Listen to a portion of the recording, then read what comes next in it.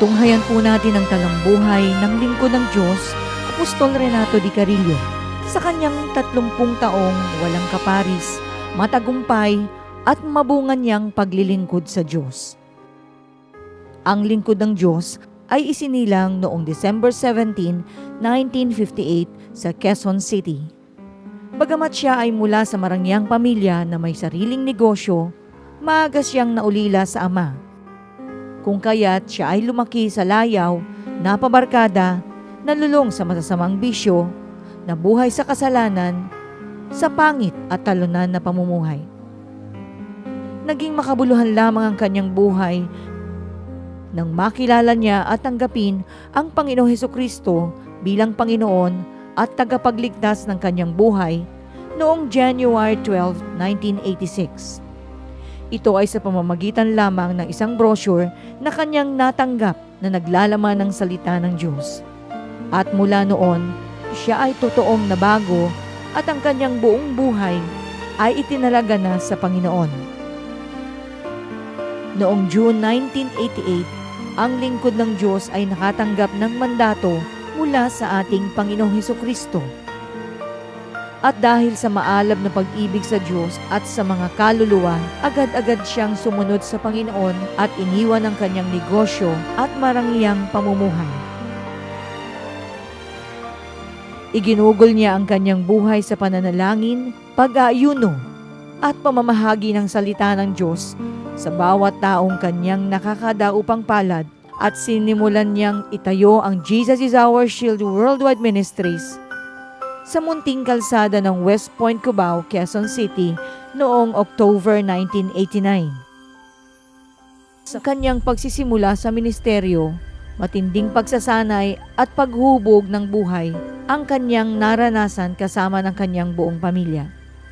Naranasan niyang nawalan, walang masarap na pagkain, walang gatas ang mga anak, walang pamasahe, walang hawak na pera. Kung kaya't 7 beses siyang iniwan ng kanyang asawa. Subalit hindi siya natinag. May pera o wala, kasama niya man ang kanyang pamilya o hindi, nagpatuloy siya sa paglilingkod sa Diyos.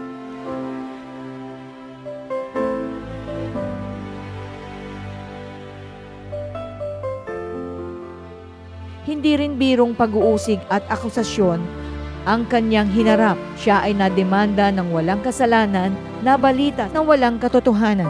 Ngunit sa kabila ng lahat ng harang at pagsubok sa paglilingkod, siya ay nanatiling tapat sa Diyos at sa mandato. Kaya't binigyan siya ng Diyos ng tagumpay sa lahat ng bagay.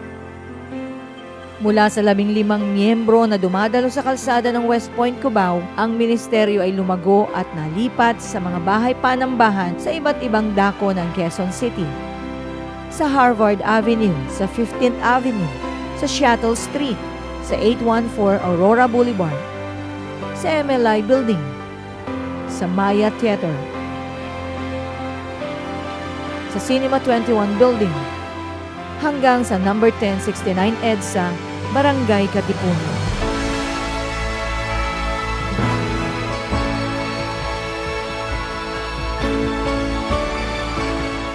At hindi maawat ang paglaganap ng ministeryo sa buong Pilipinas, patungo sa iba't ibang panig ng mundo sa pamamagitan ng pangangaral ng lingkod ng Diyos na makapangyarihan, maapoy at matatag na mensahe ng kaligtasan, kagalingan, kalayaan, kasaganaan at apostolic revival, kasabay ng paghahayag ng mga dakilang kapangyarihan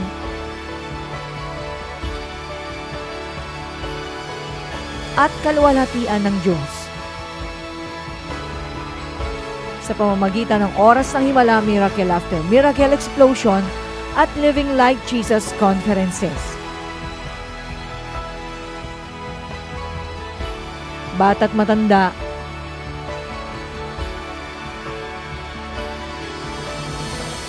lalaki't babae ay nakaranas ng kamanghamanghang pag-ibig at kahabagan ng Diyos. Ang mga may sakit at karamdaman ay gumaling. Ang mga walang pag-asa, bigo, itinakwil at bilanggo ng kasalanan ay nabago. Ang mga mahihirap ay sumagana. At ang Iglesia ng Diyos ay lubos na napagpala.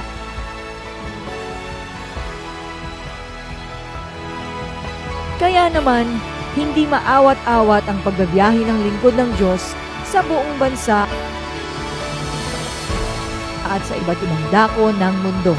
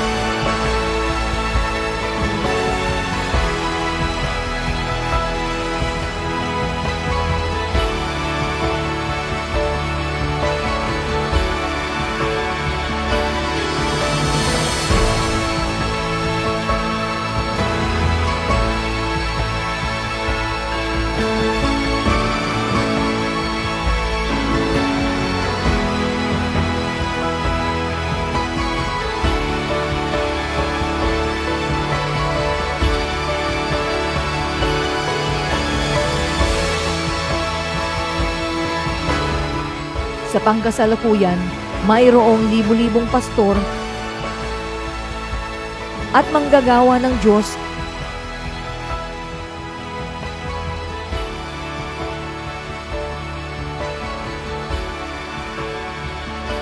at milyon-milyong Living Like Jesus congregation ang nasa ilalim ng pamamahala ng lingkod ng Diyos dito sa bansang Pilipinas at sa buong mundo.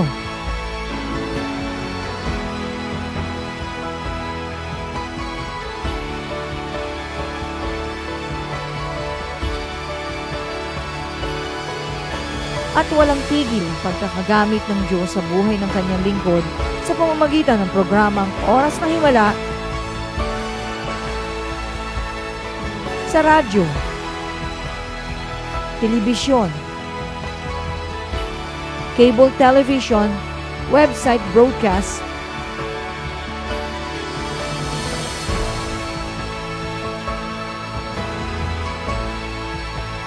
social networks,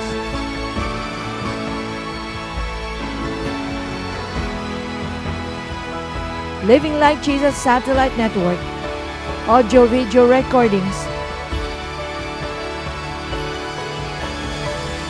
at maging sa LED billboards na kung saan ang mga tanda, himalat kababalaghan ay patuloy na nahahayag sa pamamagitan ng kanyang buhay. Ang kanyang mga aklat, magazine, mga babasahin, at maging ang kanyang mga aral na nakapasok sa mga kilalang newspaper sa Pilipinas at magazine sa ibang bansa na nakapagbabago ng buhay at nakapagpapatatag ng pananampalataya ay patuloy ring kumakalat Napakarami ring napagpala sa anointed prayer cloths na binalot ng kanyang pananalangin at pag-aayuno na naghahayag ng iba't ibang uri ng himala sa buhay.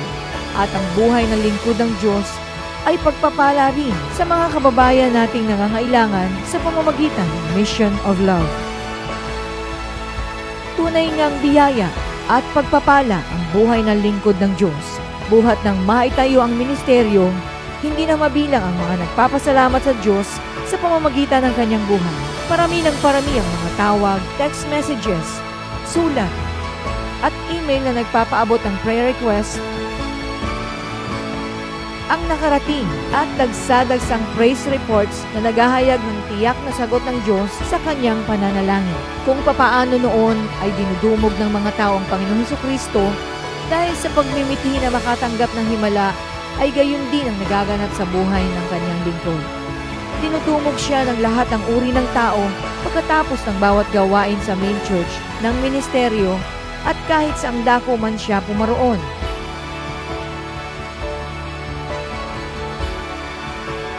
Sa bawat biyahe ng lingkod ng Diyos sa Pilipinas at sa iba't ibang bansa, siya ay magiliw na sinasalubong at malugod na tinatanggap ng mga opisyal ng pamahalaan.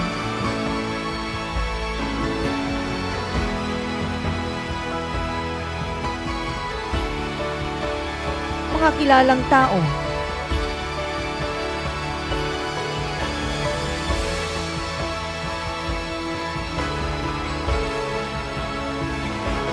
at mga prominenteng lingkod ng Diyos sa Body of Christ sa buong mundo.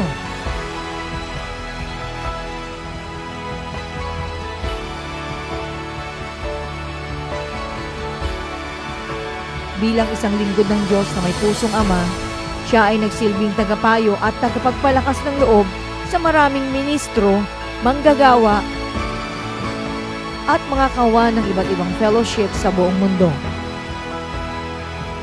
At sila ay nagpapatotoo kung papaano sila nabago sa mga makapangyarihang kapahayagang kanilang narinig mula sa Kanya at papaano nila naranasan ang himala at ang mabigat na pahid ng Diyos na naghahayag ng Kanyang buhay.